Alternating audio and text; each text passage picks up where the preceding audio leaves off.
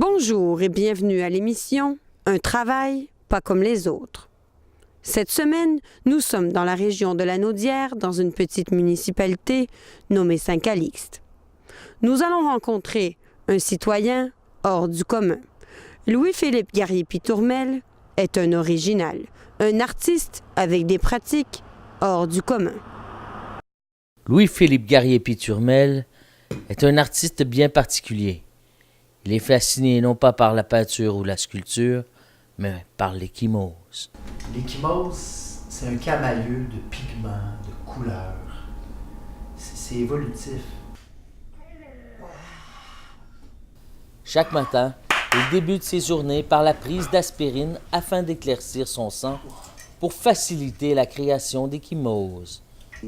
C'est la rupture des vaisseaux qui crée toute cet amalgame d'hémoglobine. C'est ce qui amène toute la picturalité de l'échymose. Suivi d'un entraînement intensif.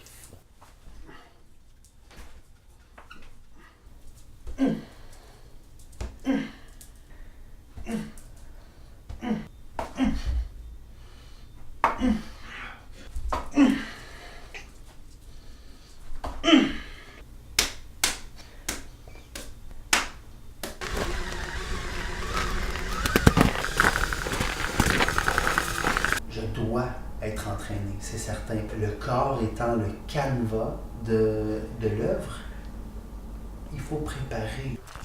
Louis-Philippe est très rigoureux dans la manière de pratiquer son art. Cet artiste a plusieurs performances à son actif. Il présente son art sous forme d'expositions portant des thèmes tels l'échymose par les matériaux, comme le bois, le placoplâtre. Échymose par les éléments tels le vent, l'eau. Malheureusement, il perdit la plus grande partie de ses archives lors de sa performance de l'échymose par le feu. Voilà ce qu'il reste de sa documentation. Pratiquer l'art par l'échymose, c'est un mode de vie. C'est une réalité de tous les jours. Il faut se préparer à ça. Toute mon alimentation doit être adaptée. Éliminer les aliments de collagène, la vitamine C, la vitamine E, pour faciliter cet écoulement-là lorsque la rupture des vaisseaux au moment de l'impact, de vraiment créer un bel amalgame. Mettre les chances de notre côté pour pouvoir avoir une œuvre qui va s'étendre dans le temps. Pour éviter que ça se résorbe trop vite. C'est éphémère. Puis en plus, je suis un pionnier dans l'art de l'échymose. Louis-Philippe a emmené sa pratique plus loin.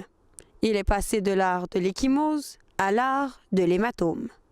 Il prépare actuellement ses performances sur l'hématome par circonstances telles l'agression, le kidnapping et par appropriation culturelle. Je suis créole, bien sûr.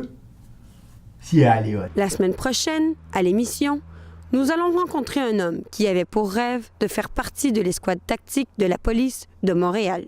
Ce rêve, maintenant impossible, suite à une surdose d'intimidation qui aurait causé plusieurs commotions cérébrales durant son parcours scolaire.